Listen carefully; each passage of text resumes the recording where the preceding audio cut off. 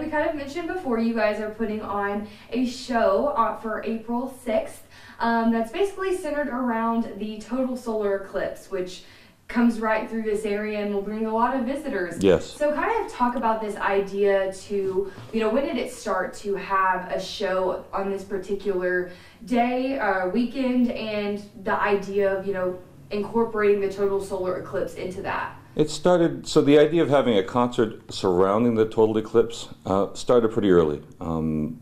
TJC has a planetarium, you probably know that, and a space department, and I think they approached us. We love working over there. It's a great institution. It's a great concert hall. It's a great venue. It's great people. So they wanted to do something to collaboratively with the symphony to present some sort of concert themed, based on the eclipse, which was a little bit tricky. The first thing I started to do was look for eclipse music, and there's not a lot of eclipse music. Total Eclipse of the Heart. I looked for it, couldn't find it, stuff like that. It was really cheesy. But we managed to cobble together a pretty good program with music based on space movies, and there is a piece called Totality, which is written specifically about a total eclipse.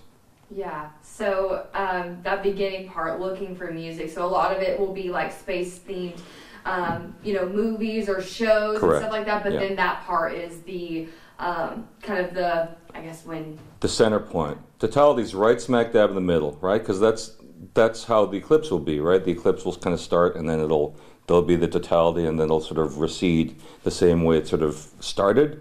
But surrounding the piece called Totality, we'll have all sorts of fun stuff. There's a piece by Gustav Holst called The Planets, which is beautiful music. There's, all sorts of space movies. So we're doing Star Trek, we're doing Star Wars, we're doing, you look very young, E.T. the Extraterrestrial, which is a kid's movie from the 80s. All these scores are John Williams scores, that sort of thing. So we're really looking forward to playing stuff. The symphony doesn't play this stuff normally, so it's going to be a fun show for us to play this material.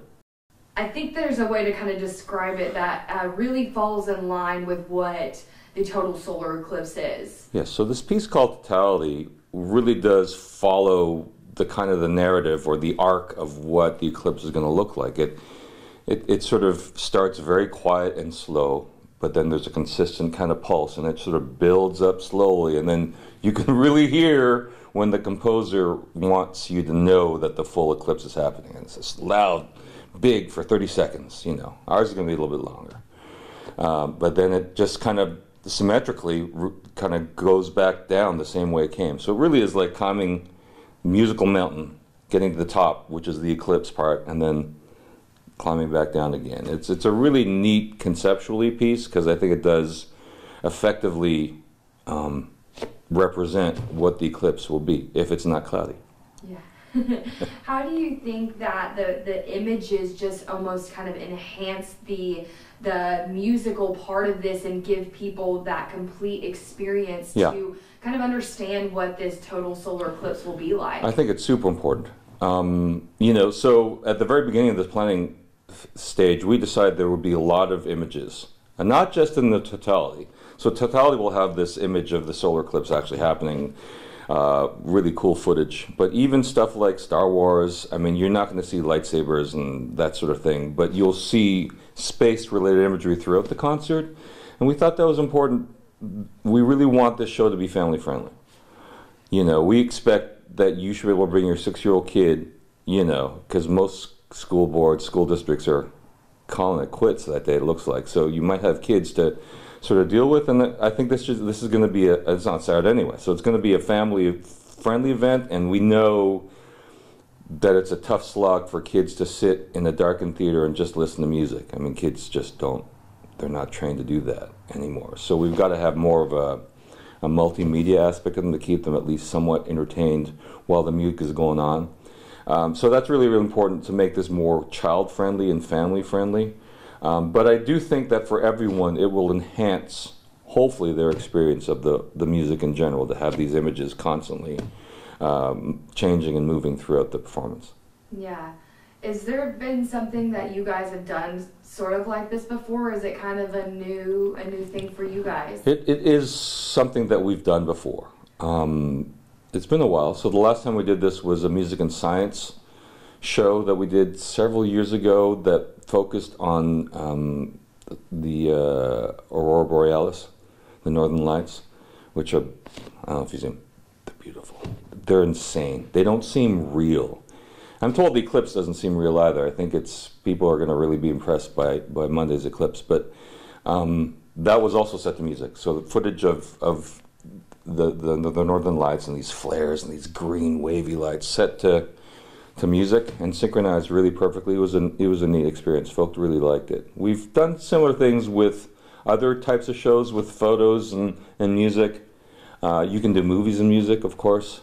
But this is a special because of the eclipse, of course. Yeah. How is it for you two being able to pick out all the music and kind of that process of deciding, okay, this piece might be in or this piece, maybe, like how is that for you? Frankly, it was hard. Because the eclipse thing, part of it is a little tricky, and there's not a lot of music specifically for that. So it was a little bit tricky to find stuff that I thought would work. So I really had to expand the theme of the program when I was choosing music to encompass more like space in general. And once you did space in general, I mean, we're playing a piece called Jupiter. What does Jupiter have to solar eclipse? Not a lot, but it's about space. So I counted it, right? And I really had to sort of expand the parameters of what the theme was going to be for this show to get enough music. There's about 50 minutes of music in this concert, I think. It's about an hour long. Yeah. So even that was kind of a struggle. It was fun, but there's not a lot of material out there, to be honest, that fit. Yeah, and with this, it's kind of combining two different worlds here. Kind of the music aspect of kind of that interest along with space, and especially with all these visitors here, why do you think that's important to do? Well, there are a lot of ways to tackle this. I think one reason we love this sort of concert, is I think I mentioned this before, is we think we'll get a pretty different audience than we normally get. It's during the day, kids will be out of school. Our concerts are normally a little bit more formal than this one's going to be. And I think for us, anytime we do anything like this, I mean, it's neat that it's about space and the eclipse, and that I love playing at TJC, but it's also, for the symphony's perspective, a really good opportunity for us to broaden our audience.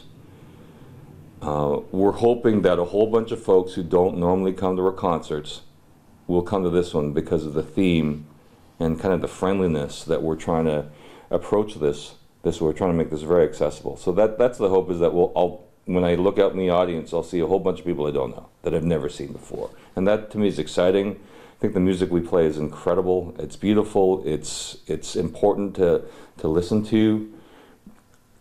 But that's a tough message, in 2020 for yourself. It really, frankly, is people view as being kind of, old-fashioned music. So if people are interested in this and want to learn a little bit more, want to know about when the shows are, can you kind of tell them all of that information, where they can go? Yeah, so the best venue to get tickets, to get more information, to see the complete program, is to go to our website, etso.org. You can purchase tickets directly through there. I hope they do. I think, the thing about the hall is it's pretty small at TJC, so we expect this concert to sell out. We don't expect to have concert tickets left for walk-ups at the door the day of. So if people are interested, they would really encourage them to purchase tickets in advance. Just go to etso.org, and that is the best venue to check that out.